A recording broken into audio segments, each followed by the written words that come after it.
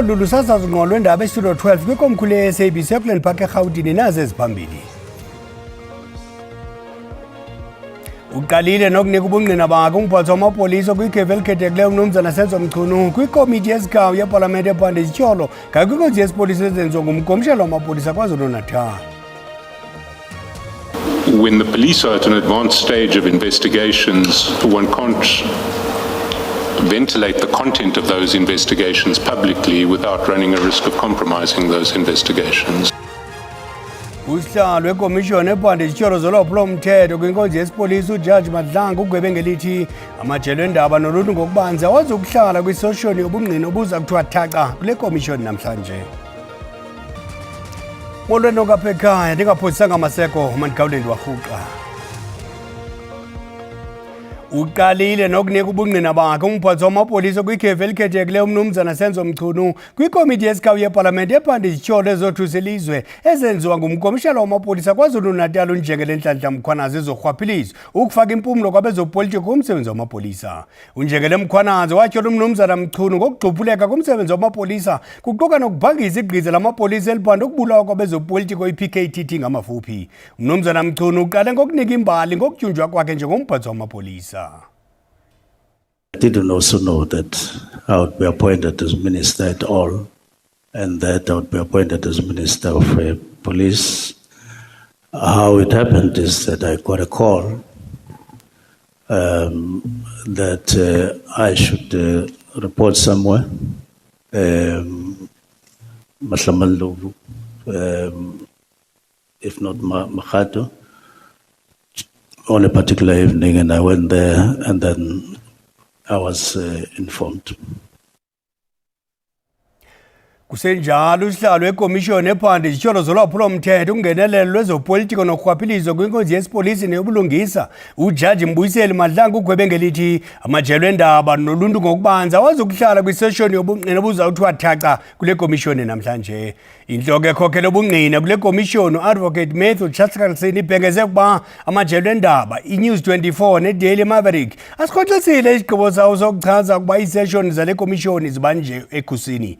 Elinyathelo libonisa ukuvumelana nokubaluleka kwesidingo sokukhusela amangqina.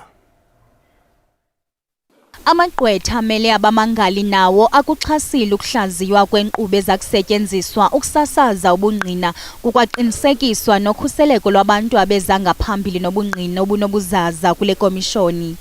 I would like to report that News 24 and Daily Maverick have accepted that there is a need for today's hearings to be in camera and are no longer opposing the in-camera ruling that we seek.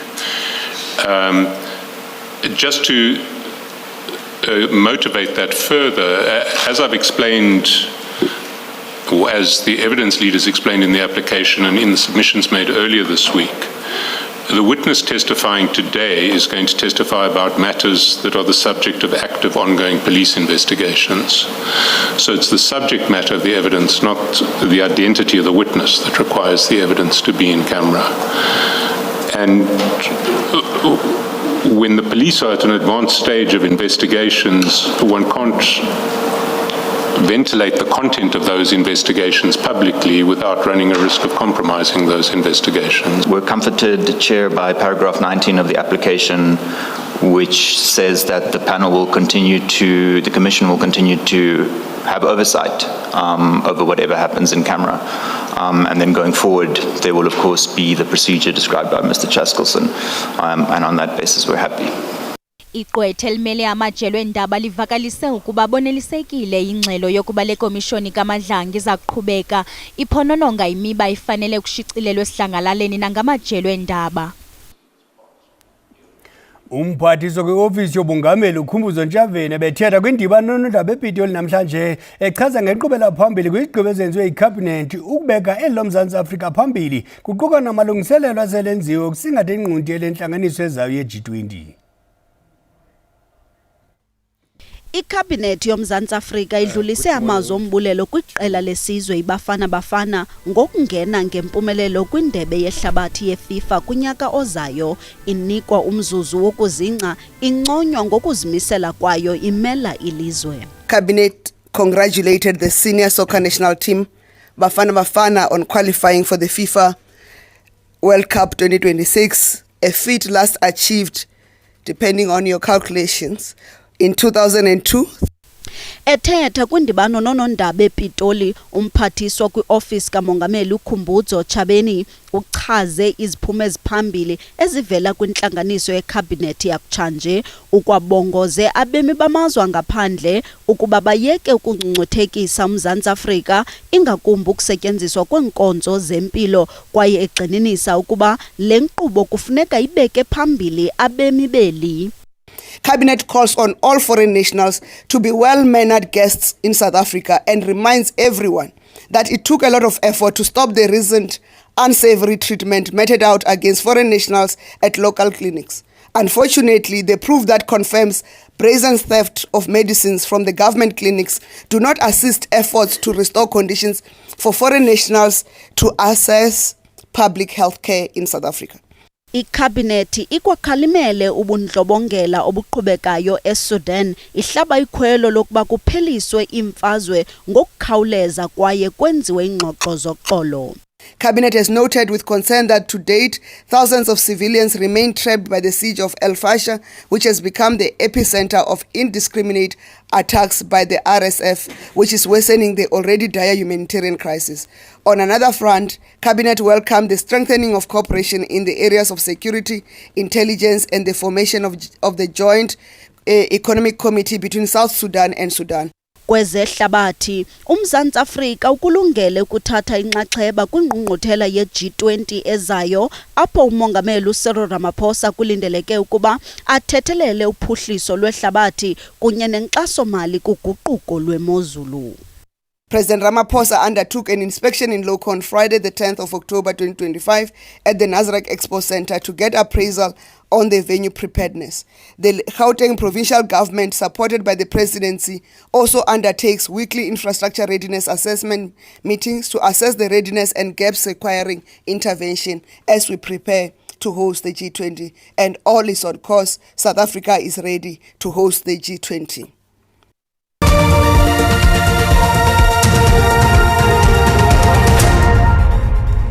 Sinamkele kwakhona kwindaba zelijelo uyakwazi ukubukela kwakhona ezindaba kwijelo le-YouTube uthi SABC indaba zesiXhosa ukwanti xa ubukela sicela ucofe ulike ze uba ukamcofa usubscribe sibongeza wenze njalo kwinqaku lokuqala sithe uqalile nokunika ubungqina bakhe umphathi wamapolisa kwikhefu elikhethekileyo umnumzana Senzo Mchunu kwikomiti yesigcawu yepalamente ephanda izityholo ezothusa ilizwe ezenziwa ngumkomishana wamapolisa KwaZulu-Natal uNjengele Nhlanhla Mkhwanazi ezorhwaphilizo ukufaka impumlo kwabezopolitiko kumsebenzi wamapolisa. uNjengele Mkhwanazi watyhola umnumzana Mchunu ngokugquphuleka kumsebenzi wamapolisa kuquka nokubhangisa igqiza lamapolisa eliphanda ukubulawa kwabezopolitiko i-PKTT ngamafuphi. umnumzana Mchunu uqale ngokunika imbali ngokutyunjwa kwakhe njengomphathi wamapolisa. I-Democratic Alliance eGauteng ivule ityala lolwaphulo-mthetho ngokuwayisakuba yintsumpo yezimali kwisebe lezempilo eGauteng uLerato Majo ngokufeda ukuthatha amanyathelo ngakwingxelo kaBabita Deokaran yentengo owayirhanela ukuba zazirhuqisa umrhaji kwizibhedlele saseThembisa. uKelvin Dludla ulandela elinqaku. Iqembu iDA belikhona la emaphoyiseni bezovula icala bevulela ke esinye seyikhulu eziphezulu kakhulukazi isikhulu esibhekele ezemali eminyangweni wezempilo uLerato Majo kanti ke likhona ilungu eliqavile leDA uSolimsuma ngozosichazela ukuthi ingabe kwenzekeni ngaphakathi njengoba ke amalungu ke eDA abengenile eyovula icala asikubingelelo sikwamukele endabeni zosuku sicela usichazele ukuthi kutholakaleni ngaphakathi bathi athina amaphoyisana kwazile yini ukuvula icala. Ngibonge sivula amacala awu7 lana azobhekana nayo uLerato Majo. Into yoqala size nayo lana ukuthi sithole ukuthi ikhona information from 20 ngasikhathi uBabita ashona ngaso lesikhathi leso sithole ukuthi kukhona enye information bebayishare nayo uBabita wayishare nayo uLerato ukuthi kukhona ama frozen accounts akumele ukuthi abhadalwe bakacela ukuthi angabhadalwa lawo account lawo account azange abhadale ngesikhathi uBabita aphila 19 days after that uBabita uyabulawa. After that 2 weeks afterward lawo wonke lawo account lawa ayabhatalwa over 100 million lese ibhatel. Ubabita was flagging 850 million rand of payments lapha eThembisa Hospital, and this is something esikudala sikhuluma ngayo. Uyakhumbula ke sakhuluma ngendaba yama skinny jeans ukuthi kuthengwa njani ama skinny jeans ehospitalini, kuthenga njani itulo nje entofontofo ehospital while abantu are needing ilenteleni imbhede lapha ukulala. So we've been flagging this thing, and khona manje we are saying this person was allowed to take over 3 million rand as a suspensioning. Okuqedeni kwakhe lapho seka anikwa futhi nemali yepension yakhe, and yet people have died, yet uBabita has died, and she has been the key to this particular issue. Okay, ngicela nje usinikeze ilist yamacala eniwavulile. Well, angikwazi ukuthi ngizokwazi ukuthi ngiyafunde yini ngesizulu, kodwa in English athi ke there's a prevention and combating of corruption activities, and there is the Crime Procedure Act that she has contravened, there is the Public Finance Management Act that she's actually then that she has contravened. In fact, if you go and read that, it talks about section 81 talks about the financial misconduct for willfully or neglecting to express to willfully, neglectfully failing to exercise assisting assigned power and duties in prescribed of section 44. So uyakhombisa ukuthi kukhona okuningi okuye kwayenzaka ngaleso sikhathi kwafihlwa ngaleso sikhathi leso.